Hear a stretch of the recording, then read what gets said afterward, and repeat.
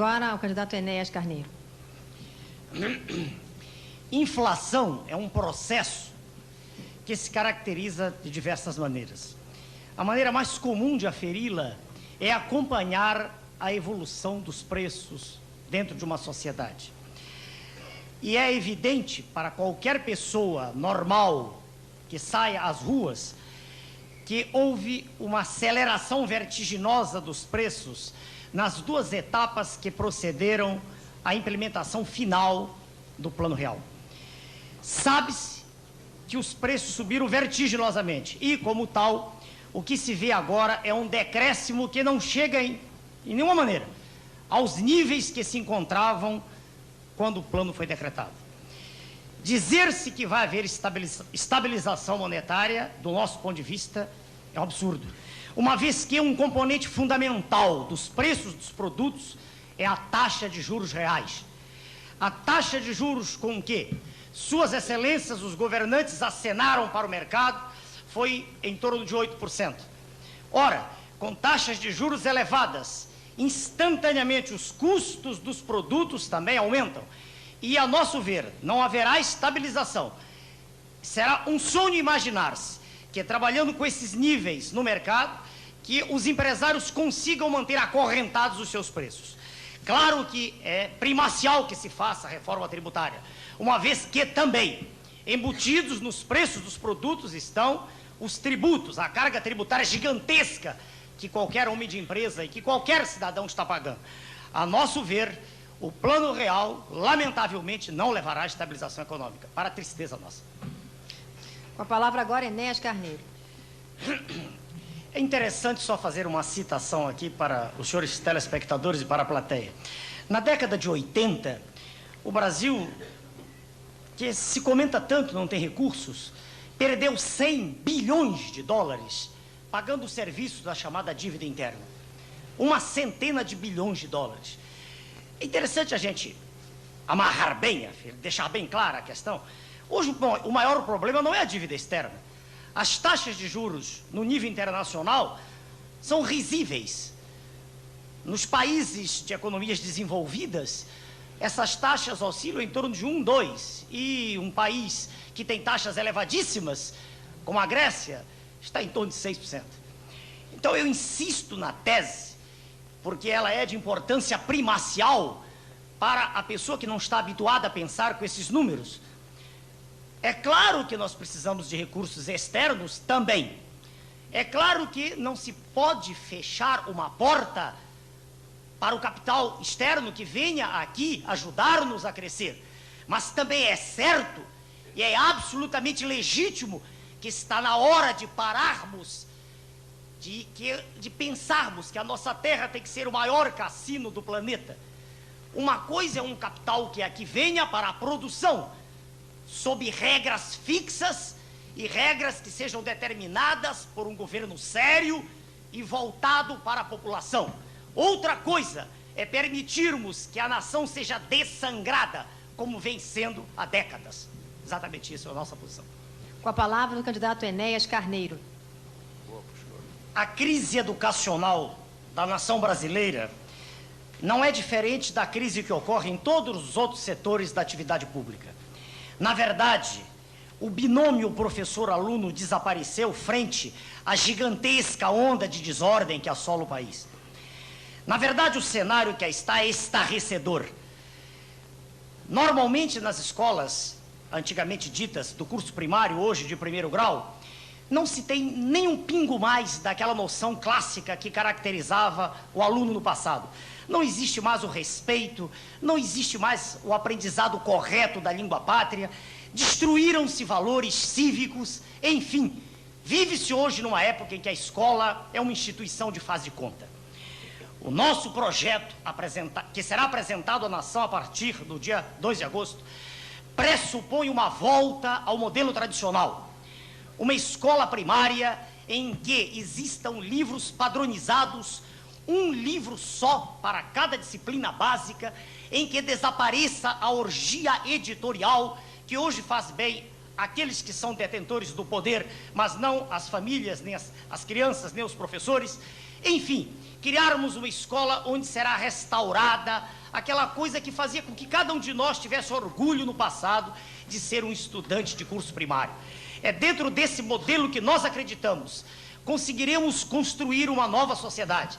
Uma sociedade em que as crianças estarão sendo os adultos do futuro e não dissociados daquilo que é, na verdade, a formação de um cidadão em uma nação que pretende ser independente. Vamos agora a Enéas Carneiro com a palavra. Existe uma coisa que me incomoda profundamente, incomoda qualquer pessoa que esteja medianamente informada do que se passa no país. Eu me refiro a uma assertiva que se ouve a todo instante e que se lê nos jornais, que a nossa safra é uma safra recorde, em torno de 76 milhões de grãos. É curioso que em 1988 nós já tivemos 70 milhões de grãos. Então eu quero crer que é um aumento irrisório quando se olha para uma trajetória de 6 anos. Um ponto vital também aqui, que também tem importância visceral a ser examinado, é que não é só a produção que é importante, não é só o PIB. Aqui existe uma autoridade no assunto que escreveu, né, que não me deu o direito de citá-la, que diz que mais importante, talvez, do que olharmos sob esse ângulo, é olharmos para o DIB. Chamemos de DIB o desperdício interno bruto. É interessante lembrarmos que cerca de 20% dos grãos e 30% das hortaliças perdem-se no trajeto entre a porteira da fazenda e a mesa do consumidor. Esse é um problema para o qual há que ter o máximo de atenção.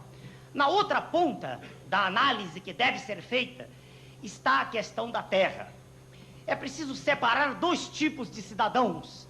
Aqueles extremamente bem qualificados que querem participar do mercado exportador da nossa agricultura, esses devem ter um tratamento diferenciado. E aqui a questão poderá ser discutida até em termos de arrendamento. O dono da terra não perde a terra, não há necessidade de tomar terra de ninguém. Há terras demais no Brasil. E do outro extremo está aquele pobre, miserável, que mal sabe lavrar sua própria terra e nem isso sabe fazer direito. Para esse, sim, deve haver a intervenção do Estado, doando-lhe pequenos trechos de terra, e esse indivíduo, então, deverá ser incorporado àquele Candidato, local. o seu tempo esgotou. Pois não, muito obrigado.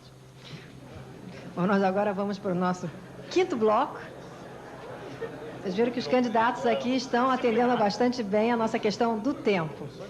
Candidato Enéas Carneiro, com a palavra. Existe uma ventania hoje que sopra a partir do hemisfério boreal. Podemos até chamá-la de ventania neoliberal. É interessante que nós observemos que o país vizinho nosso aqui, que seguiu esse modelo à risca, eu estou me referindo à Argentina, hoje está com a sua economia dita de mercado pujante totalmente em frangalhos. O povo argentino hoje vive, e qualquer um pode testificar isso que eu estou dizendo, num sentimento de profunda tristeza pelo que foi feito com a sua nação. É interessante também lembrar que os chamados recursos escassos da nossa terra são escassos, mas é curioso a gente se lembrar de quantos bilhões de dólares se perdem mensalmente aqui, pagando serviços de dívida interna e externa. Não são tão escassos assim. É uma questão apenas da necessidade imperiosa que se faz da presença de um Estado forte. Aqui é bom lembrar um professor de sociologia francês, o professor Alain Touraine, que diz, falando especificamente, fazendo alusão direta, lídima à nossa terra. O professor Alain Touraine diz: o Estado brasileiro é fraco, mal informado e incapaz de tomar decisões. Nossa posição, da estrutura política da qual nós somos o presidente nacional. O Brasil precisa de um Estado forte, um Estado eminentemente técnico, que afaste a caterva que se apossou do poder, e um Estado intervencionista que faça valer o seu direito e dever de lutar em prol de toda a população. No que concerne a monopólio ainda, nós defendemos o monopólio da Petrobras pela dificuldade que existiria de, abrindo o capital, deixarmos que esse capital fosse rapidamente integrado por elementos alienígenas. Muito obrigado. Candidato Enéas Carneiro. Eu tenho 55 anos de idade. Desde que sou criança, observo falar-se nessa terra onde nasci, onde todos nascemos, em perspectivas de futuro. Sucedem-se governos uns após os outros. Agora mesmo todos assistimos a mais um processo pré-eleitoral. Apresenta-se uma moeda com a face diferente e afirma-se em alto e bom som que a inflação está debelada. Eu insisto na tese que o processo inflacionário é um processo que, para ser corrigido, exige que se mexa no processo produtivo, que se altere a mecânica de produção, que se redistribuam aquelas cotas que fazem com que um produto custe X ou Y. O plano que nos foi apresentado, tristemente, não se segurará por muito tempo. Nós cremos que ele é mais um dos elementos dentro desse estado de coisas a que todos vimos assistindo durante décadas. Na verdade, existe uma desordem generalizada em tudo que se faz no Brasil. Desordem que faz com que nada funcione direito, com que não se acredite em coisa alguma, com que o cidadão comum das ruas sinta uma tristeza infinita de não saber a quem recorrer quando sente seus direitos prejudicados. É nesse estado de coisas que nós do Prona lançamos o nosso répito. Nós pugnamos por um processo a que chamamos de centralização doutrinária. A execução, sim, pode ser descentralizada. Não será o ministro da Saúde que irá à unidade básica do interior, mas a doutrina deve ser a mesma. O processo de assistência à gestante, lá em Tarauacá, no Acre, deve ser idêntico àquele que se tem em qualquer cidade pródiga de um dos estados do Sul. É nesse estado de coisas que nós acreditamos seja possível criar-se agora um Estado forte, técnico e intervencionista, que possa radicalmente lutar contra a desnacionalização progressiva das nossas jazidas, mandando para o exterior o nosso produto mineral do nosso subsolo riquíssimo, que é o mais rico do planeta, como se fosse a preço de banana, e o pobre povo brasileiro, sem nenhuma consciência ter disso, porque isso não é notícia. É nesse estado de coisas que a nossa mensagem à nação é uma mensagem extremamente forte, é uma mensagem de reedificação da ordem nacional, para que todos nós possamos ter orgulho e não vergonha como temos hoje, quando vamos ao exterior e nos perguntam de que pátria cada um de nós é filho. O seu tempo terminou. Bom, nós agora vamos encerrar aqui o debate, agradecendo a presença de todos os candidatos, dizendo que a Rede Manchete está pronta para novas parcerias e novos debates, estaremos sempre presentes. E queria dizer também que, como cidadã, foi um exercício democrático importante participar desse debate dos presidenciáveis. Acho que, como cidadã, mãe de família, não só como jornalista, temos que valorizar sempre esses momentos. Gostaria de lembrar uma frase de Bertolt Brecht que dizia que política está no pão que você come e no ar que você respira. Então, você, telespectador que está em casa, pense nisso antes de dar o seu voto, porque o seu voto tem o valor da fé que você deposita no seu país, e o seu país é o seu futuro e o dos seus filhos. Uma boa noite.